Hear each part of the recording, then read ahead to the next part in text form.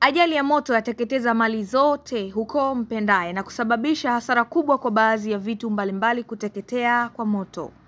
Msaidizi wa kituo cha zimamoto mkoa wa Mjini, Halfan Suleiman Pandu, ametoa wito kwa yoyote ambaye anahisi dalili za mapema basi anapaswa kutoa taarifa ili kuepuka hasara na maafa makubwa. Pia kuwa na tahadhari ya matumizi ya umeme katika maeneo ya makazi na hata maeneo ya kazi. Wito wetu kama zimamoto kwa wananchi, wanapoona tu dalili za moto basi watupigie 114 ili tufike kwa wakati kupunguza maafa makubwa sana. Inawezekana taarifa hii imetoka kabla, inawezekana imetoka saa 9, basi tupata saa 10 dakika, lakini tunafika tumeshaunguza. Tunatoa pole kwa wahusika.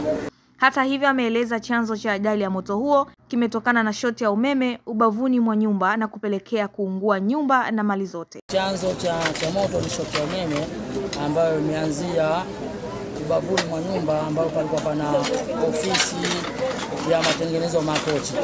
Kwa hivyo nyumba nzima hakuna kilichotoka. Naye sheha wa shehia ya Mpendae amewataka wananchi wa shehia hiyo kutumia mafundi wa umeme wenye ujuzi ili kuepukana na hitilafu zinazojitokeza. Mimi kama sheha wao natoa wito sana kujitahadhari na mafundi waliokuwa hawajulikani. Tutafute fundi ambao wanajulikana kisheria.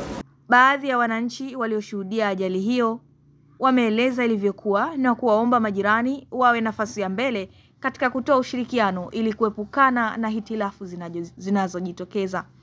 Kulikuwa na banda la makochi, kwa hiyo wakatuita kwamba tutoke nje moto. Kwa hiyo tumewahi kuwatoa watoto lakini hatukufanikiwa kutoa kitu chochote, na kwenye nyumba mna vitu vingi tu. Nashukuru majirani, tumeshirikiana kwa 100%, na naomba tuwe hivyo hivyo, tushirikiane linapotokezea tatizo. Sisi sote ni ndugu.